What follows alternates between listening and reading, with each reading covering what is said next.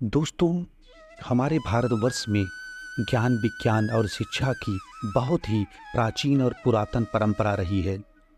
हमारे भारत में ऐसे ऐसे शिक्षा के केंद्र और ऐसे ऐसे विद्यालय हुआ करते थे जिनकी ख्याति देश विदेशों तक फैली हुई थी।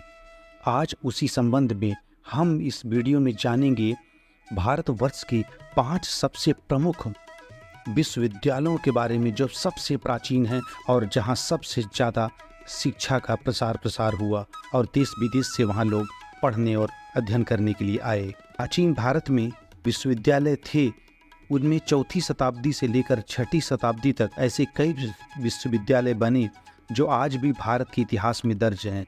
इन विश्वविद्यालयों में वैदिक शिक्षा के साथ साथ अन्य विषयों जैसे खगोल, रसायन, चिकित्सा, आयुर्वेद, वेद, पुराण आदि सब चीज़ों के बारे में, सब विषयों के बारे में बहुत गहराई से पढ़ाया जाता था। समय समय पर कई राजाओं ने अपने शासनकाल में इन विश्वविद्यालयों का निर्माण करवाया। ऐसे ही कुछ दिलचस्प विश्वविद्यालय के बारे में आज आपको बताने जा रहे हैं। तो दोस्तों, वीडियो बहुत ही महत्वपूर्ण होने वाला है, तो जो लोग चैनल पर नए हैं चैनल को सब्सक्राइब करें। तो चलिए शुरू करते हैं। दोस्तों, हमारे इस अंक में पहला विश्वविद्यालय है जिसका नाम है तक्षशिला। भारत में सबसे पहले और सबसे प्राचीन जिस विद्यालय का नाम लिया जाता है वो है तक्षशिला। इतिहास में यह कहा गया है कि इस विद्यालय का निर्माण लगभग 27,000 वर्ष पहले किया गया था। आपकी जानकारी के लिए यह बता दें कि यह विश्वविद्यालय पाकिस्तान में है, लेकिन भारत के बंटवारे से पहले ये भारत के सबसे पुराने विश्वविद्यालय में एक था। इस विद्यालय में विश्व के अलग अलग कोने से छात्र पढ़ने आते थे। यहाँ आयुर्वेद, नीति शास्त्र, खगोल शास्त्र, आयुर्वेद, चिकित्सा, रसायन आदि विषय पढ़ाए जाते थे। यह भी कहा जाता था कई देशों के राजकुमार भी यहाँ पढ़ने के लिए आते थे। दोस्तों, दूसरा है नालंदा विश्वविद्यालय।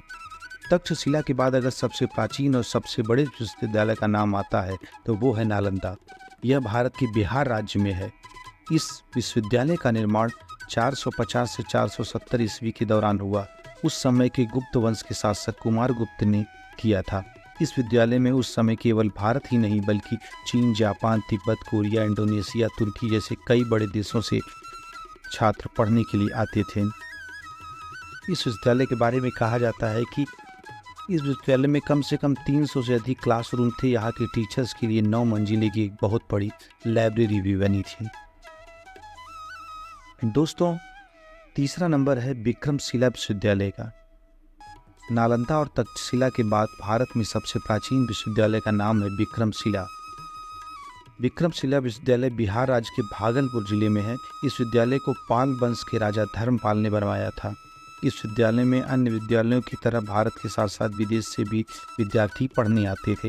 विक्रमशिला विश्वविद्यालय बिहार राज्य का एक प्रमुख पर्यटन स्थल भी है जहां दूर दूर से सैलानी घूमने भी आते हैं। दोस्तों, चौथा विद्यालय है वल्लभी विश्वविद्यालय।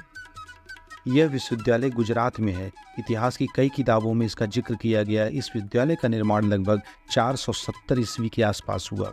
पढ़ाई के मामले में नालंदा, तक्षशिला और विक्रमशिला के बराबर ही से माना जाता था।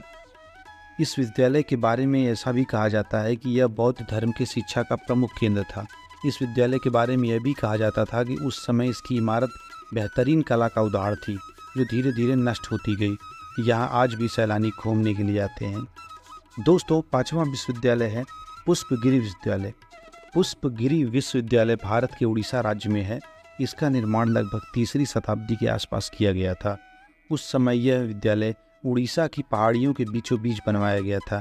इसके निर्माण के बारे में कहा जाता है इसे सम्राट अशोक ने बनवाया था। इस विद्यालय के बारे में यह भी कहा जाता है कि लगभग 700 से 800 सालों तक भारत में शिक्षा का प्रमुख केंद्र था। तो इस तरह से देखा कि आपके 5 हमारे महान और बड़े पौराणिक विश्वविद्यालय। दोस्तों, भारत हमेशा से ही ज्ञान और विज्ञान का केंद्र तो रहा ही, साथ साथ भारत में से निकले हुए जो हमारे इंजीनियर थे, जो टीचर से आचार्य थे, वो देश विदेशों में फैले और दूर दूर तक भारतीय संस्कृति और सनातन का ज्ञान फैलाया। प्राचीन भारत में इसकी विश्वविद्यालय के बारे में जो भी सच्चाई और जानकारियां हैं, वे उस समय के चीनी यात्रियों के द्वारा अपनी पुस्तकों में भी इसका उल्लेख किया है। चाहे हिनसांग हो, चाहे फायान हो, ऐसे कई यात्रियों ने नालंदा से लेके तक्षशिला के सारी यूनिवर्सिटियों के बारे में पूरी का जिक्र किया है, विस्तार से वर्णन किया है कि किस तरह से इन विश्वविद्यालयों में हर स्तर की शिक्षा दी जाती थी। इन विश्वविद्यालयों में प्रवेश की जो अधिकतम उम्र सीमा थी वो 16 वर्ष की थी। और ये जो विश्वविद्यालय हुआ करते थे, ये राजाओं, महाराजाओं और समाज के योगदान से बने होते थे। इसमें सिर्फ अनुदान या दान ही लिया जाता था। यहाँ पर फीस या शुल्क के नाम पे कोई पैसा नहीं लिया जाता था। समाज के सहयोग से ये सब विश्वविद्यालय चले करते थे। उस समय शिक्षा जो थी वो जो है किसी बिजनेस के मॉड्यूल के तौर पे नहीं था, जबकि ज्ञान का ही एक केंद्र था। गरीब अमीर सबको बराबर का ज्ञान मिलता था। और इसी विश्वविद्यालयों की वजह से आज हमारा भारत में जितने भी मंदिर और जितने भी किले, जितने भी कुएं, तालाब, जिनकी भी संरचना आप देखते हैं, ये पढ़े लिखे हमारे यही इंजीनियरों की देन है।